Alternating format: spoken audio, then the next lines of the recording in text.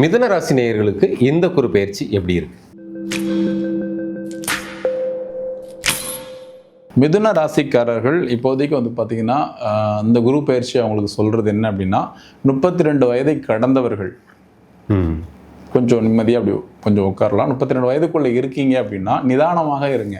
Okay, சரிங்களா? உங்களுடைய உடல் நலனில் நீங்கள் அக்கறையாக இருந்துக்கிட்டீங்கன்னா நீங்கள் என்ன வேலையோ தொழிலோ எதுவாக இருந்தாலும் உங்களுக்கு எளிதாக கிடைக்கும். ஆனால் உங்களை நிதானமாக இருக்கிறதுக்கான சூழல் இது கிடையவே கிடையாது.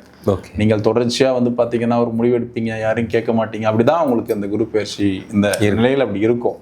இன்னொன்று, யார் என்ன கேட்டாலும் கொடுத்துட்டு நீங்கள் எதுவுமே இல்லாத ஒரு நிலையில் இருக்கிறதுக்கான சூழல் உண்டாகும். சொல்லப்படி கேட்டிங்கன்னா ஒரு கொடுத்துக்கிட்டே இருக்கிற ஒரு தியாகிகளாக நீங்கள் இருக்கிறதுக்கான காலகட்டம். அது ஒன்றும் பெரிய தப்பான பழக்கம் இல்லை. ஆனால் தனக்கு மிஞ்சினதான் தர்மம் சொல்லிட்டு ஒரு பழமொழி இருக்குது. ஸோ அப்போ முதல்ல நிதானமாக இருங்க. ஒரு வரவு செலவை பார்த்தீங்கன்னா எழுதி வைங்க. அப்படி எழுதி வைக்கும்போது இந்த குரு பயிற்சியில் கண்டிப்பாக நீங்கள் எண்ணிய இலக்கு அடைகிறதுக்கு அது கண்டிப்பாக உதவி பண்ணும். முக்கியமாக பார்த்தீங்கன்னா நிறைய ஐடியா உங்களுக்கு வரும். இந்த டைமில் நிறைய ஆசைகள், நிறைய ஐடியா இருக்கும்.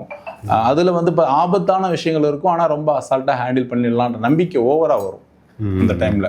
அந்த மாதிரிலாம் உங்களுக்கு ஆபத்து அப்படின்னு தோணுது, கொஞ்சம் முடியலை அப்படின்னா கண்டிப்பாக கொஞ்சம் நிதானமாக இருந்தீங்கன்னா அது செஞ்சிடலாம். இல்லை நான் பார்த்துக்கலாம் அப்படின்னு சொல்லிட்டு நீங்கள் முயற்சி பண்ணிங்கன்னா ஒரு சின்ன தடை ஏற்படுத்தினா கூட உங்களுக்கு பெரிய ஒரு வழியை கொடுக்கும். அதனால் நீங்கள் நிதானமாக இருங்க.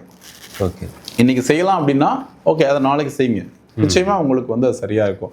நான் இப்போவே செய்வேன் அப்படின்னு நீங்கள் அடம்பிடிக்கிறீங்க அப்படின்னா அதோடைய பலன் கண்டிப்பாக கொஞ்சம் முரணாக இருக்கிறதுக்கான வாய்ப்பு இருக்குது. அதனால் இன்றைக்கி செய்கிற வேலையை நாளைக்கு கொஞ்சம் சில விஷயங்கள்லாம் தள்ளி போட்டால் தவறுன்னு சொல்லுவோம். பட் இவங்களுக்கு மிதுன ராசிக்காரர்கள் எந்த ஒரு விஷயத்தையும் கொஞ்சம் தள்ளி போடலாம். நிதானமாக இருந்தீங்கன்னா இந்த நாள் இந்த குரு பயிற்சி உங்களுக்கு சாதகம் நல்லாவே இருக்கும். உங்கள் சுய ஜாதகத்தை நீங்கள் ஒரு தடவை பார்த்துக்கிட்டிங்கன்னா அப்படின்னா அதில் ஏதாவது பரிகாரங்கள் சில விஷயங்கள் இருக்கும். அதை நீங்கள் தொடர்ச்சியாக செய்யும்போது உங்களுக்கு நன்மை. பொதுவாக இவங்க எந்த மாதிரியான கடவுளை வழிபடலாம், பரிகாரம் என்ன மாதிரி? அது பொதுவாக இந்த ராசிக்காரங்க இந்த கடவுள் அப்படின்னு சொல்லிட்டு வச்சுருப்பாங்க. இது அந்த அதிபதியை வணங்குறது அப்படின்றத ஒரு விஷயத்த சொல்லுவாங்க. நான் பொதுவாகவே இஷ்ட தெய்வம் குலதெய்வம் ரெண்டுமே, குலதெய்வம் இஷ்ட தெய்வம் ரெண்டுமே நீங்கள் கெட்டியமாக பிடிச்சிக்கிங்க அப்படின்றத நான் சொல்கிறேன்.